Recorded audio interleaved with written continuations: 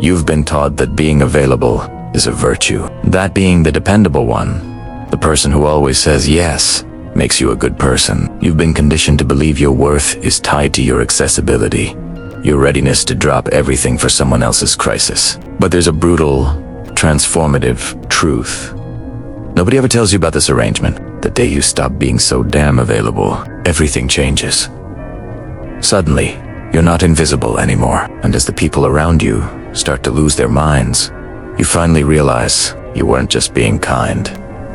You were being used. This isn't about becoming cold or selfish, though you'll almost certainly be called both. This is a journey into what it means to reclaim yourself. It's a path inspired by thinkers like Carl Jung, who knew that becoming a whole, authentic individual, a process he called individuation, often requires a strategic withdrawal from the world's expectations. It is about understanding that the chaos that erupts when you first say, "No, isn't a son that you've done something wrong." It's the sound of a prison wall cracking. It is the violent, necessary, and ultimately beautiful sound of your own liberation. Today, we're walking through the fire of this transformation. We'll dissect the anatomy of availability, explore why people panic when their access to you is cut off, and chart a course toward a life where your presence is a conscious choice, not a subconscious obligation. Prepare yourself, because this isn't just an idea. It's a fundamental shift in your entire way of being. It's the moment you stop being a public utility and start becoming a person. Section 1.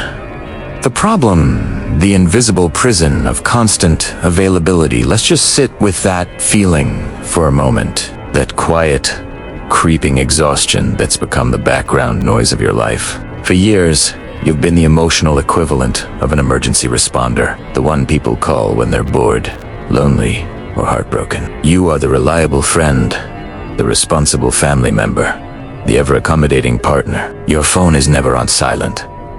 Your door is always open.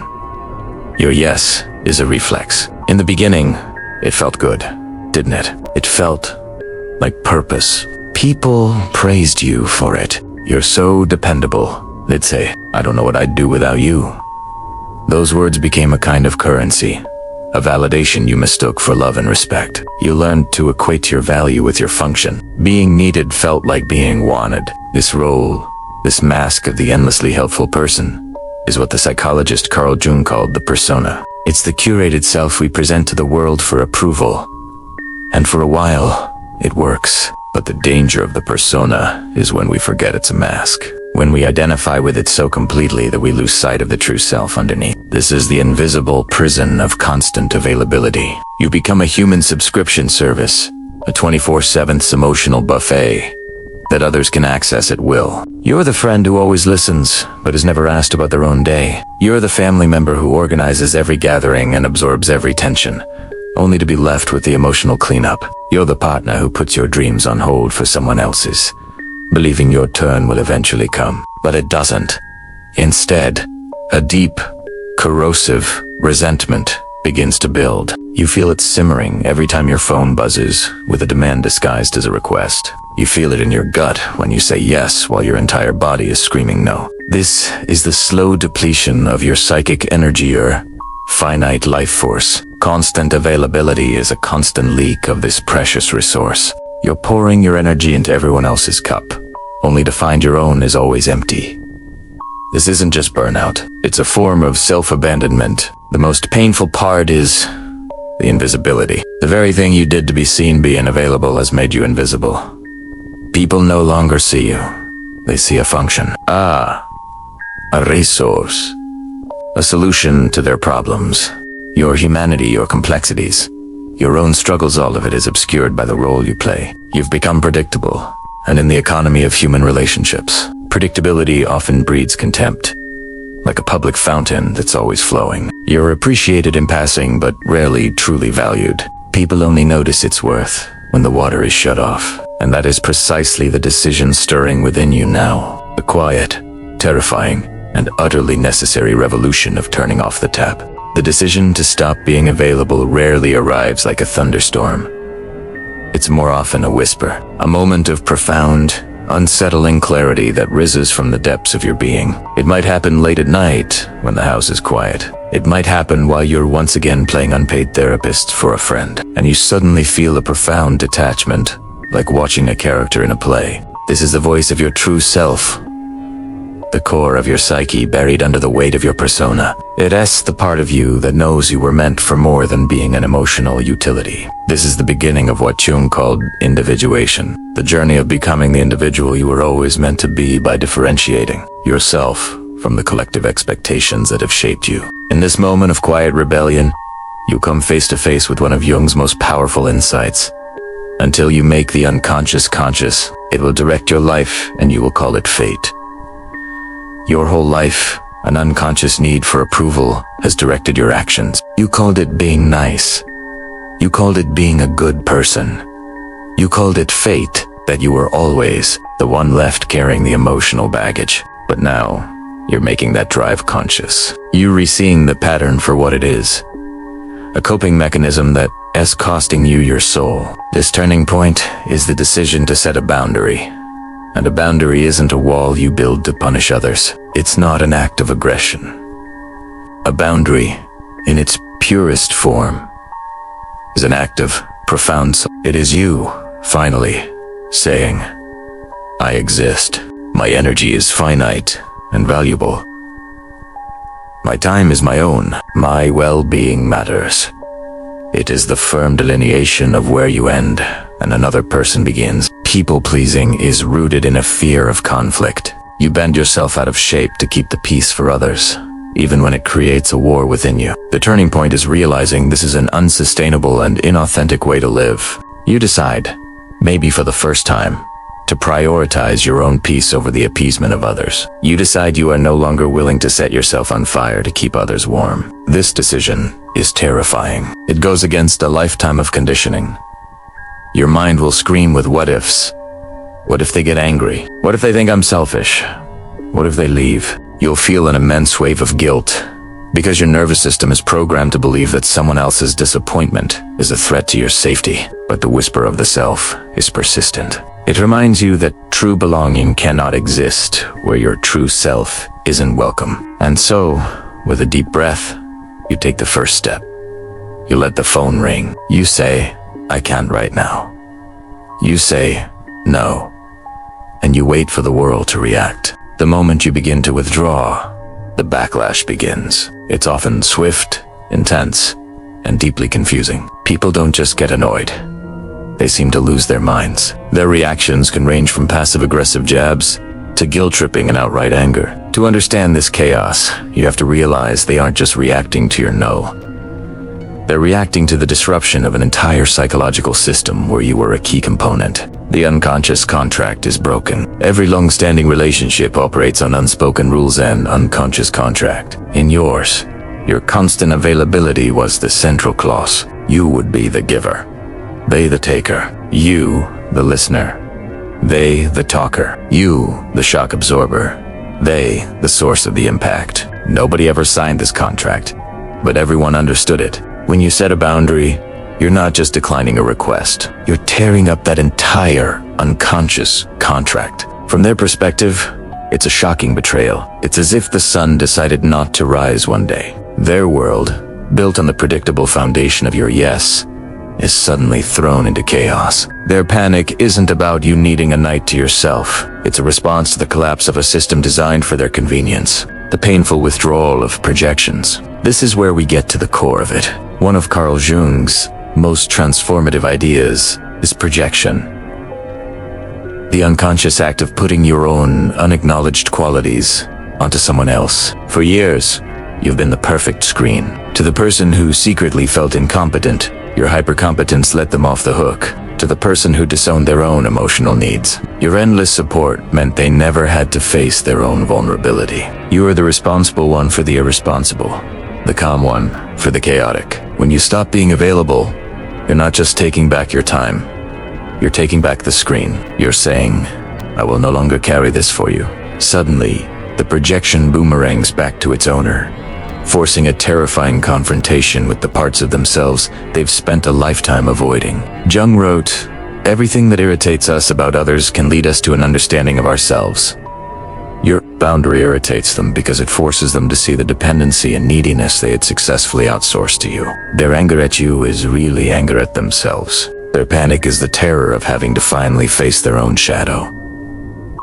The shadow unleashed. The shadow, in Jinjian terms, is the unconscious, dark side of our personality. It's not necessarily evil, but it holds all our rejected and repressed impulses: rage, envy, laziness, greed. When you are endlessly available, you helped keep their shadows dormant. Your compliance didn't provoke them, but the moment you assert your own needs, you become a mirror. Your act of self-respect reflects their own lack of it. Your strength illuminates their weakness. And the ego's first defense against this injury is to attack the mirror. This is why the reactions are so personal, so vicious. They might say, "You've changed," or "You're so selfish now." This is a projection. What they mean is, "You've changed the rules that benefited me, and your self-care is making me feel selfish for wanting to keep using you." They might try guilt-tripping. "After all, I've done for you ... Or I guess I can't count on you anymore." This is a manipulation tactic, designed to push your people-pleaser button and pull you back into the old dynamic. Or they might react with pure anger. This is the shadow unleashed. Your boundary has threatened their sense of control and entitlement, and the infantile part of their psyche lashes out to force you back into submission. Their losing their minds is not about you. It's the messy process of their own disowned self being forced into the light. You aren't responsible for their reaction. You are simply the catalyst. We are deep in it now, exploring territory that can feel intensely personal. If this is resonating with you, if you are seeing yourself in this chaos, I want to invite you to do something small but powerful. Go to the comments and simply write, "I choose my peace." This isn't just a comment, it's a declaration to yourself, an affirmation that you're ready to honor your own energy, no matter how turbulent the waters get. Let's create a community of self-reclamation right here. I choose my peace. In the immediate aftermath, the chaos can feel overwhelming. The guilt and accusations might make you question everything, tempting you to tear down the boundary you just built. This is the most critical moment. You must understand that the chaos isn't a sign you failed. The chaos is a sign that the boundary was absolutely necessary. This turmoil is actually a powerful diagnostic tool. It's a great filtering process, separating your relationships into two categories: those based on mutual respect and those based on utility. The people who truly value you as a person, even if they're surprised or inconvenienced, will eventually adapt. They might ask questions. They might miss your constant presence, but ultimately, they will respect your needs because they respect you. These relationships might even deepen, forced to transition from dependency to a genuine, adult connection. Your wholeness doesn't threaten them. It invites them to relate to you more authentically. But then there are the others, the ones who escalate, who punish you with silence, who double down on manipulation. These are the people who were never in a relationship with you. They were in a relationship with what you provided. They didn't love you. They loved your yes. They didn't appreciate you. They appreciated your function. Your boundary didn't break the relationship. It revealed there wasn't a real one to begin with. This is a painful but liberating truth. You will lose people. Relationships you thought were solid will crumble. It will hurt. You'll grieve the loss, not just of the person, but of the illusion you held about them. But this clearing of dead wood is essential for new growth. You are making space in your life for people who can meet you as a whole person, not as a depleted resource. This process is what Jung might call creating a temanos, a sacred, protected space for healing and growth. Your boundaries are the walls of your personal They protect your inner world from the constant invasions of the outer world. The chaos you witness is just the sound of trespassers rattling the gates. Furious, they are no longer allowed free entry. This filtering process, as painful as it is what makes that ground sacred. Eventually, the storm passes. The noise subsides. Some people adapt, others fade away. And in the newfound quiet, something remarkable happens. You begin to experience life on the other side of availability. This is your rebirth. The first thing you notice is the return of your energy. That psychic energy that was constantly leaking out is now yours again. The chronic exhaustion lifts, replaced by a vitality you haven't felt in years. Your mind feels clearer. Without the constant chatter of other people's dramas, you can finally hear your own thoughts. Your self-respect begins to soar. Every time you hold a boundary, you send a powerful message to your subconscious. I am worthy of protection. My needs are valid. You stop seeking validation from the outside because you're learning to generate it from within. This isn't arrogance. It's a quiet, solid sense of self that doesn't depend on anyone's approval. Paradoxically, by being less available, your relationships become more real. The connections that survive the filter are now based on mutual respect. You learn what Jung called differentiation. The ability to be close to someone without fusing with them. To maintain your own identity while in connection. You can offer empathy without carrying their burdens. This allows true intimacy to flourish between two whole, separate individuals. You start to discover who you are without the persona. With the mask of the dependable one removed, you're free to explore. Maybe you find a creative side you never had time for, or a love for solitude you never allowed yourself to enjoy. You begin to integrate your opposites. As Jung advised, if you were always soft, you learn to access your strength. You are no longer a character in someone else's story. You are the complex protagonist of your own. The goal isn't perfection, it's wholeness. The path from the prison of availability to the quiet dawn of self-reclamation is not an easy one. It demands courage. It will test your resolve. You will be misunderstood. You will be called selfish, cold, and difficult. See these words not as insults, but as milestones. They are proof you're no longer playing the role assigned to you. The anger and confusion of others is not your burden to carry. It is the sound of their own dependencies being mirrored back at them. Their chaos is the sound of you choosing your peace. The great wisdom of Jung's work reminds us that to become who we truly are, we must differentiate from the collective. Setting boundaries is not just a self-help trick. It's a profound psychological practice. It is the sacred act of drawing a circle around yourself and declaring, "Here, I am whole." The silence your absence creates isn't empty. It's fertile ground. It's the space where your own voice, long drowned out by the noise of others, can finally be heard. In that silence, you won't find loneliness. You will find solitude, the rich, fulfilling solitude of being in complete and honest company with yourself. So do not be afraid to vanish for a while. Do not be afraid to say no. Do not be afraid to become scarce. Because the less available you are to everyone else, the more available you finally become to yourself. And that changes everything. If you're ready to continue this journey, subscribe for more reflections grounded in psychology and philosophy. The work continues.